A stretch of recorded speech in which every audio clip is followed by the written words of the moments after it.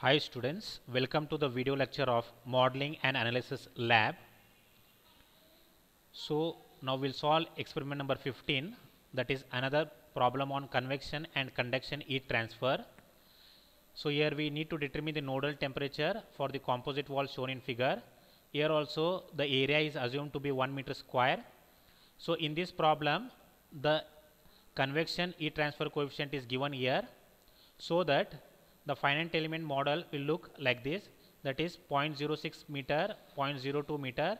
So whatever the dummy element we have taken, this is for only in the software we need to take to give the convection boundary condition.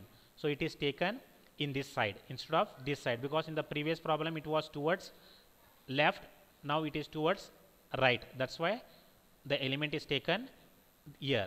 Now let us solve it in the software. Go for preferences, select thermal, say OK, preprocessor, element type, add edit or delete, add. So now we are creating the first element conduction only, so I will keep conduction itself first element. Second element is convection, so I will select it as convection. So here also we need to add both the element types, say close. Go for real constant, add edit or delete, add, say OK, 1 meter,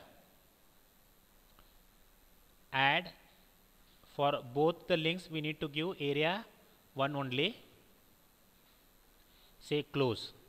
Now go for material properties, material model, thermal, so conductivity, isotropic. If you see, for element number 1 conduction heat transfer is 6, for 2 it is 20. So 6 is entered here.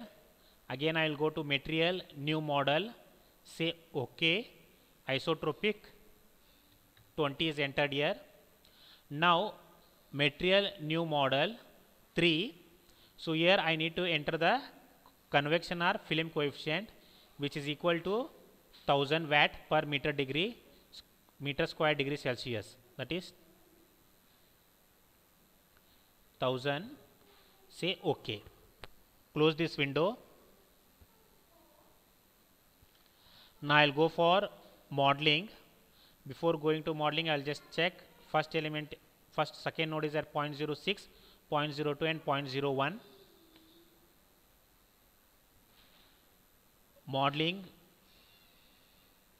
nodes in active coordinate system, node number 1 is at the origin 0, say apply. Node number 2, 0.06, say apply. Node number 3 is at plus 0.02, say apply. Node number 4 plus 0.01, say OK.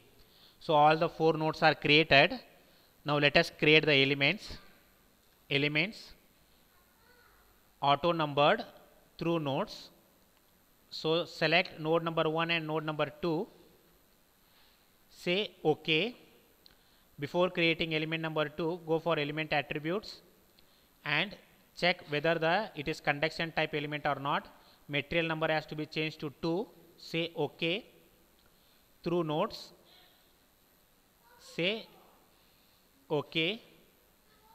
Element attributes, now we are creating a convection element, that's why I change it to 34. Material number to 3, say OK. Through nodes, since area is same, need not change that, say OK. Now I will go to loads. So I will just check where the temperature has been acting. So at element node number 1 it is 20 degrees Celsius, at node number 4 it is -5 degrees Celsius. On nodes, OK, so it is 20 by default, I will say OK. Now on nodes I will select node number 4, here it is -5, say OK. So all the data's boundary conditions are given to the computer. Let us solve the problem. Go for solution, solve, current LS, say OK. say yes here.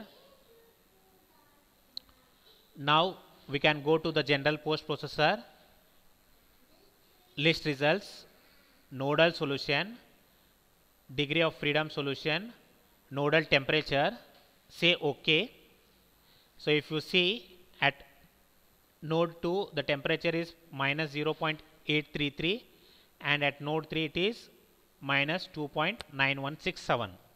So this completes the thermal problem as well. So in the next lecture we'll see dynamic analysis. Thank you students.